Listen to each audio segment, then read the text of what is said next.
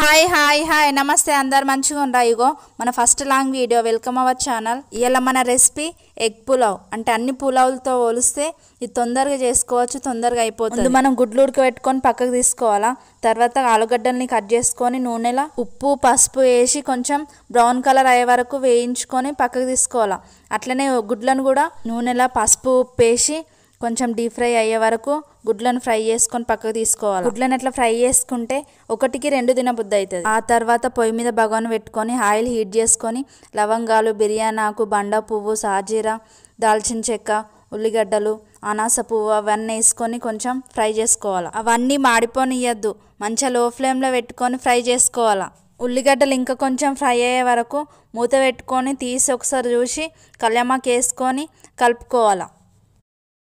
తర్వాత పసుపు వేసుకొని ఒక 3-4 సెకండ్ల తర్వాత అల్లం పేస్ట్ వేసుకొని కొంచెం ఫ్రై చేసుకోవాలి టమాటాలు వేసుకొని అవి కలుపుకొని కొంచెం మగ్గే వరకు మూత పెట్టుకోవాలి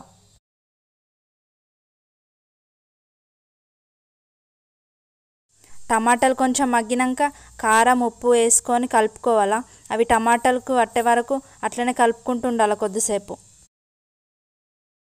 ఆ తర్వాత ధనియాల పొడి వేసుకోవాలి ఆ తర్వాత మనం ఫ్రెష్గా పట్టుకున్న గరం మసాలా వేసుకోవాలా అంటే పులావ్ కదా ఘాటు ఉంటే మంచిగా ఉండదు లైట్గా వేసుకుంటే సరిపోతుంది తర్వాత పెరుగు వేసుకోవాలా పెరుగు కంపల్సరీ వేసుకోవాలి దీనివల్లనే కమ్మకమ్మ పుల్ల పుల్లగా వస్తుంది దీన్ని స్కిప్ చేయొద్దు ఇదే మెయిన్ ఇంగ్రీడియంట్ దీంట్లో ఈడ మన పులావ్కి బాస్మతి బియ్యంని తీసుకుంటున్నాం అంటే కొంచెం మెత్తగా అయినా కానీ అంత మంచిగా ఉండదు బియ్యాన్ని మంచిగా 2 సార్లు కడుక్కొని ఒక అర్ధగంట నానబెట్టుకొని బియ్యం ఎన్ని తీసుకుంటున్నామో దాంతో 1.5 పోసుకుంటే సరిపోతుంది ఎసరొచ్చిన తర్వాత అది కొంచెం నీళ్ళను మరగనించుకోవాలి ఒక నిమిషం పాటు ఎందుకంటే దాంట్లో ఏమేమి వేసినామో అవన్నీ నీళ్ళకు పట్టుకొని మంచిగా స్మెల్ వస్తుంది తర్వాత బియ్యంని అంపుకొని ఆ బియ్యం దీంట్లో వేసుకొని కలుపుకోవాలి